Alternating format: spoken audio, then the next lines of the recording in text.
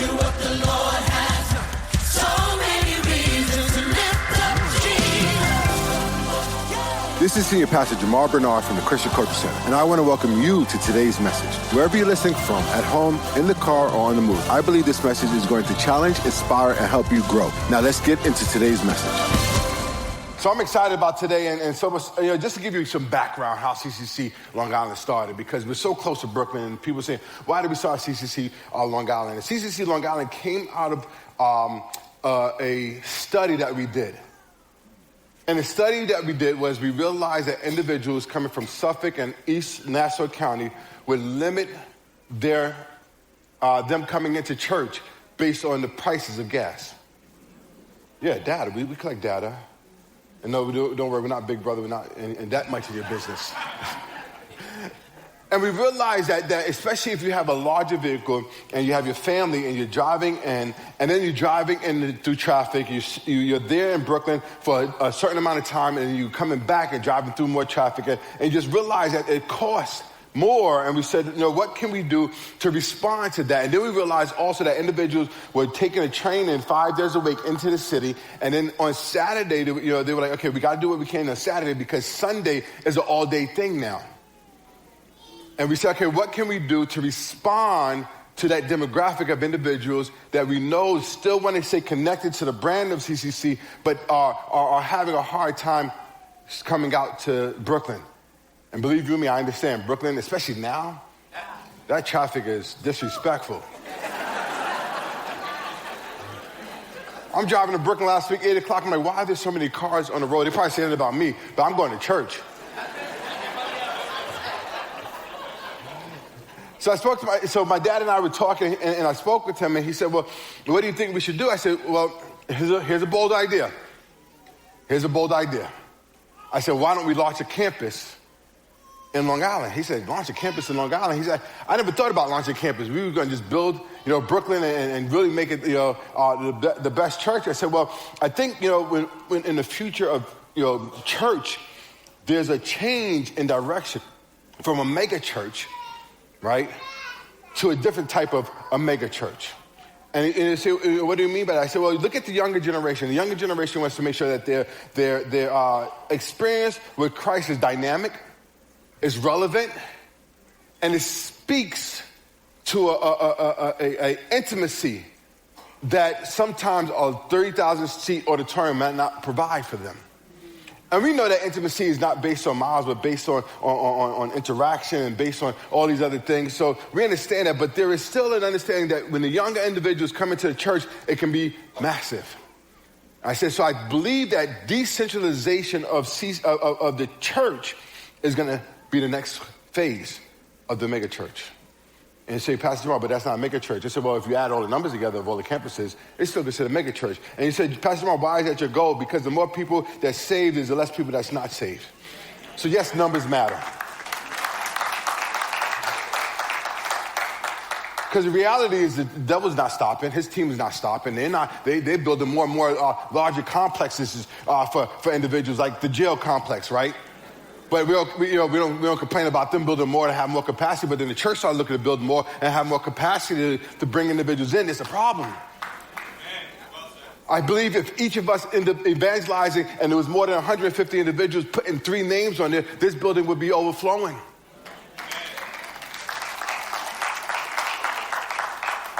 And so we said, we did a study and we said, okay, there's about 800 individuals that live in Suffolk County alone that we can, probably catch and be a part of this brand. And so we went out there and we launched the campus in a hotel. How many of y'all remember the hotel? Right? That hotel was, was a little sketchy. That hotel was a little sus. Like, it was like, I don't even want to imagine what they were doing in that hotel, but it worked.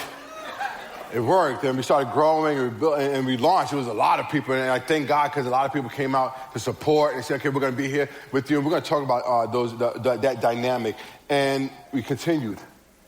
And it was a tough one because the day we launched was, a couple of days after we buried my brother.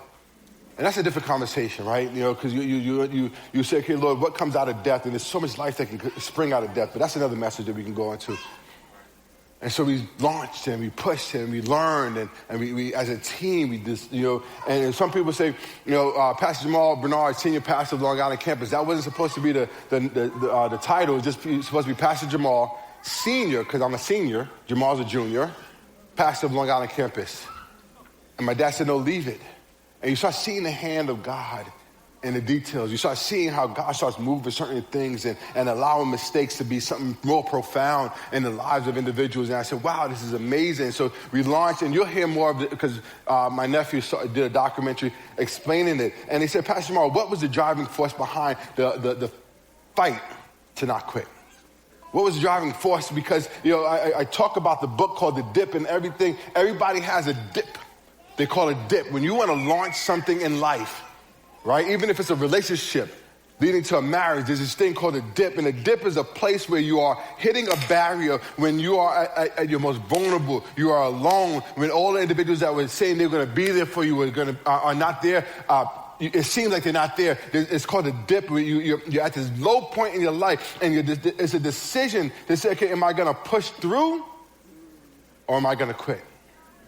And it's at that point where God starts reminding you of things. And I was at that point, we have the building on we're moving from hotel to catering hall to hotel, and you start seeing people dwindling off, and because they're like, okay, we don't like this nomadic thing. We like the stability of Brooklyn campus. I'm like, okay, go ahead.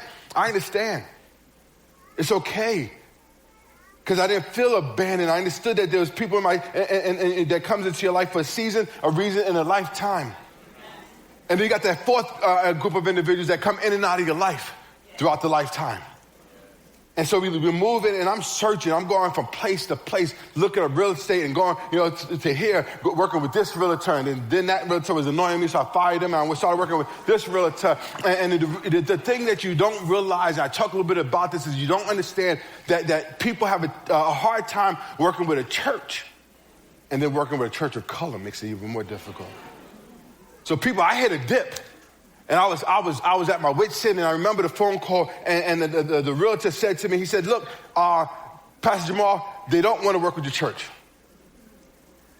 I said, is it that they don't want to work with CCC? Because you've gone to the website, you've seen our portfolio. And I knew it was more than that. And the thing about it is I didn't get discouraged. And I said before, and I talked about this on the video, and my wife sends me these houses because she thinks I'm Rockefeller. I tell her I'm the other fella. So she sent me a listing for 1.something million. I'm like, what is her deal? But I said, maybe she's dreaming, right? And I got to respect the dreams and stuff like that. So I didn't even pay attention until I swiped. And then after that phone call, something told me to go back to that text message. And that text message was this location. And after all the things, when you're ready to quit, there's something that always takes you back to the why. There's always something that takes you back. And it took me back to this conversation I was having with my mother. And I gotta watch because my dad sometimes gets jealous if I talk about my mother too much. And I've said this story before, but it bears repeating because I remember I was in junior high school. And I'm a prankster, I'm a jokester. I like joking around and stuff like that. And because of my immaturity at the time, the teacher made a judgment on my future. And she said, you will never amount to anything. And I was devastated. I'm saying, this is the person that's supposed to speak positive in my life, to help me grow and become an individual. Now I see why she's not pushing to teach me, because she already set a view and perspective that she had on me. And I came home, a little upset. I'm not gonna, I'm giving the manly version of the story. I went home like Boys to Men. He was in the room after the cops put him over. Remember Boys to Men? That's how it was. That's how it was. No, Boys in the Hood. Thank you. Boys in the Hood. And Boys in the Hood, he's like, Cuba Gooding Jr., right? That was me. And my mother goes to me, she says, she called me about my nickname. It's none of your business. And she said, what have I told you all your life? She said, from when your brothers were bothering you and bullying you, from when you were losing in certain sports, what did I tell you? And my mother said, Jamaal, you can do anything you put your mind to. But how often do we hear this, get motivated by it, but still don't live in a place where we believe it? So we hear a lot of motivation. Yes, great is he that's in me than he's in the world. We hear that, we get excited, but do we live like that? And I was at a point in my life where is this going to be a statement that my mother said, or is this going to be a reality that I'm going to live? Is God, is great as he that's in me going to be a statement that we say, or is it going to be a reality that we live? And I'm the head and not the tail, going to be a statement that we quote in church, or is that going to be a reality that we live? Is I can do all things a statement or a reality that we are going to live? See, so when I got to a point where I was ready to quit, it's those times that you are vulnerable to either the voice of God or the voice of all the haters in your life. And you have to make a decision, because if you're called to do something, he's not going to assure you that it's going to be void of difficulties.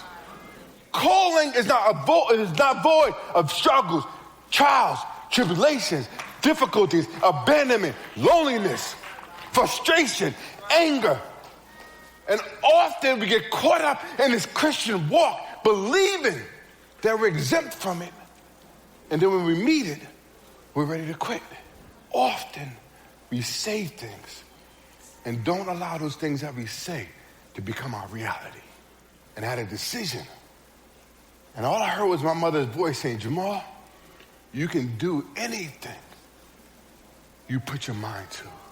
And I went through a process of saying, okay, Lord, what does that really mean? What does that really mean? And what she's saying is, you gotta, in order for you to achieve what you put your mind to, you gotta create a system that allows you to get from point A to point B. See, we have these statements that we use. I'm the head and not the tail. But there's a process to get there. And we don't start looking and learning the process in order to get there, and we think because we say it enough, it's just gonna happen. I'm the lender and not the borrower. It's a process to get me there, and not just a statement for me to say. See, often we neglect the process because it looks like too much work. Or like my dad says, the process shows up in overalls.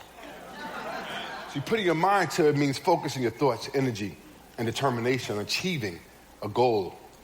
This is about committing mentally and often emotionally, deciding that you're going to do something no matter what. See, so when my mother said, Jamaal, you can do anything if you put your mind to it, she was basically saying, focus, son. Believe in yourself and put the work in. That's what my mother was saying. I was going through the process. Okay, what does she mean by that? Is it because she believes in me, or she's trying to get me to a mindset where I start believing in myself? Because somebody can believe in you as much as they want, but it's not until you arrive to the same belief that they have are you going to be willing to take the action. So today's message is the power of godly focus. Set your mind right. Colossians says, set your mind on things above and not earthly things. And I used to wonder where Colossians 3:2, sorry. I said, Lord, what are you saying? What does that text really go for?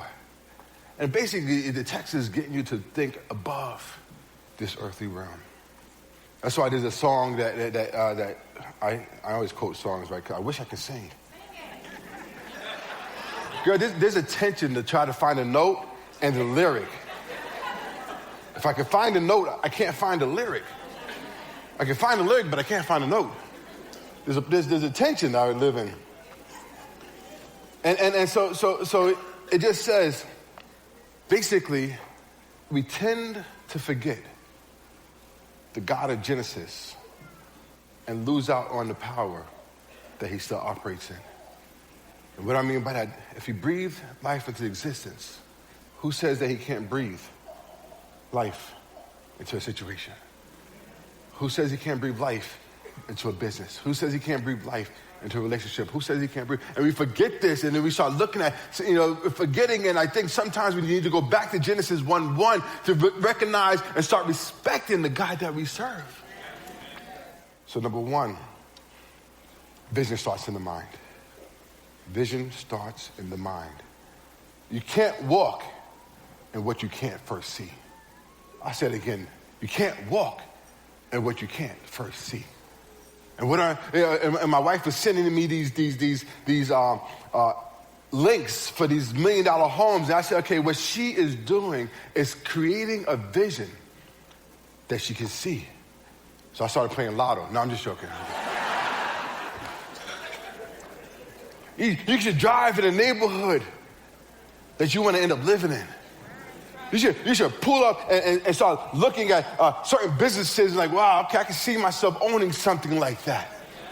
If you're into fitness, you can go and you pull up into the gym and say, wow, okay, that's the type of physique I'm looking for. And you start looking for different things that's going to inspire your vision, because if you can't see yourself walking, it's going to be very difficult to achieve it. Even to the point if you got to take a bus to the car lot of the car you want to imagine yourself in, then you pay that how much is it now? $350? With the tariffs, they raising the price for buses for tariffs? Everything's going up for tariffs? Okay, my question for these business owners, how are you charging tariffs price if you already got stock of it? That's before the tariffs. Y'all trying to get us. That's a different story. So, if you can't see yourself in it, then you're going to have a hard time achieving it. See, every God-given dream or mission begins in the mind. And like my mother said, when you put your mind to do something, you're creating space for God to inspire and direct you. When you put your mind to it, you're creating space in your heart, space in your mind. Because this is about to be a download of parts of the walk. There's going to be a download, information, and God's going to give you information gradually, because if you give you too much, you're not going to be able to handle it. Your relationship with information from God is based on your maturity. So he'll give you stuff based on maturity. So sometimes we got to start growing to that vision. Number two, for sake of time, discipline focuses that mind.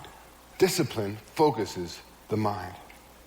Romans 12:2, it says, be transformed by the renewing of your mind. See, transformation doesn't happen without mental discipline. I'll say it again. Transformation doesn't happen without mental discipline. Putting your mind to do something isn't a one-time decision. Putting your mind to do something is not a one-time decision. It is an ongoing renewing. We live life on levels and we arrive in stages. And your best at one level becomes mediocrity at the next. My son is wrestling, and he just ran off to go to a tournament, and I was wrestling with that because I'm like, this church, why do you have tournaments on Sunday? But I said, at least get praise and worship so he knows the significance of this. And I said, Liam, where you are today as a wrestler, you want to be better tomorrow. And he said, how do I achieve that? I said, discipline. Discipline becomes the bridge between the dream and the accomplishment.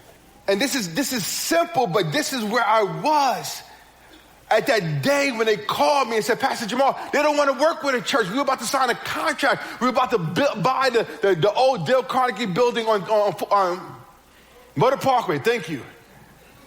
And this was like the 20th building I saw throughout that time. So I was looking at this building and looking at that building and getting discouraged by this. The inspection didn't work here. The cesspool wasn't going to handle us here. This wasn't going to happen. This was too expensive. Way too expensive. This was too small. This was too of a large facility. And I was getting tired of the emotional roller coaster of the excitement. And so to the point where we get to the parking lot and Rita gets out the car and she says, this is it. I'm like, this is your first rodeo. I said, that's where I was the first 5 buildings. Even to the point where I think I got a little hardened in my heart where I couldn't hear God as clear as I can, and he had to start using other individuals. And we're going to talk about that. I got to hurry up. But I'm telling you, I was going through. And it was at that point of discipline saying, no, I'm not going to quit. I'm going to push through. I'm going to just still go. And all of a sudden I hear the voice of God saying, go back to that text. And I go to that text and I read the text. I say, oh, wow, this is actually a church. And I said, oh, wow, this is actually in our budget. Oh, wow, it needs a whole lot of work. See how quickly discovery tried to come in? I said, hey, why not? So I called a friend of mine who's another realtor.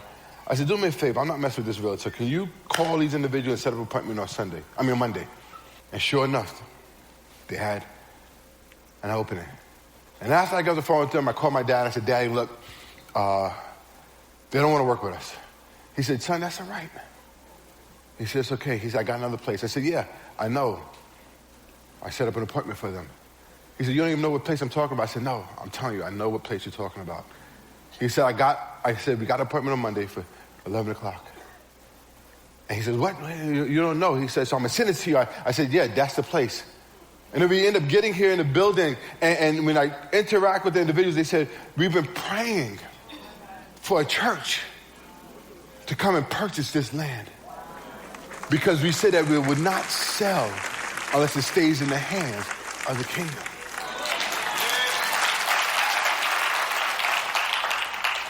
Imagine if I would have quit. Imagine if I wasn't disciplined. Think about this. We were streaming during COVID out of this building. So number 2, discipline focuses the mind. Number 3, faith fuels the mind. It's faith that fuels the mind. Because the mind is going to get empty. It says, I can do all things through Christ who strengthens me. And I actually went through a study on just this passage alone. And it works. But when I started studying this passage, it kind of doesn't work. But yes, it's true statement. I can do all things through Christ who strengthens me. See, putting your mind to also means putting your faith into it. See, faith turns I hope so into I know God will. It's just not positive thinking, but it's spirit-led confidence. Faith is turning I hope so into I know God will. It's not just positive thinking, it is spirit-led confidence. See, when the task feels too big, remember it's not your strength, but his. And I'm telling you, this was a God-sized dream. And often we get a God-sized dream and we move God outside of that dream. And we constantly say, I can't do it, and I can't stand anymore, and I quit, and I. And it was never supposed to be I. It's supposed to be we. See, because faith fuels the mind.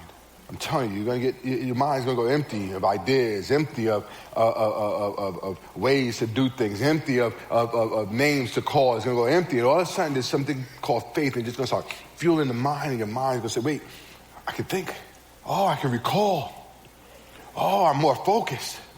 Oh, I see the individuals, and just something start popping up. It's like boop, boop, boop, boop. You ever see Jimmy Neutron? No? I know, I refer to a lot of movies, cartoons. That's how God talks to me.